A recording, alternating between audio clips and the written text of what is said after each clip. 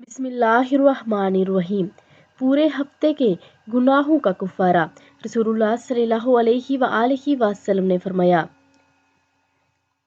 کہ اس انسان کے گناہوں کا اور خطاؤں کا کفارہ ہو جائے گا جس نے جمعہ کے دن غسل کیا اور جو اچھے کپڑے میسر تھے وہ پہنے، خوشبو اگر اس کے پاس تھی تو وہ بھی لگائی، پھر وہ نماز جمعہ کے لیے حاضر ہوا، اس کی احتیاط کی کہ پہلے سے بیٹھے ہوئے لوگوں کی گردنوں کے اوپر سے پھلانگنا نہ کیا، پھر سنتوں اور نفلوں کی جتنی رکعتیں تھیں اللہ تعالیٰ نے توفیق دی وہ پڑھی،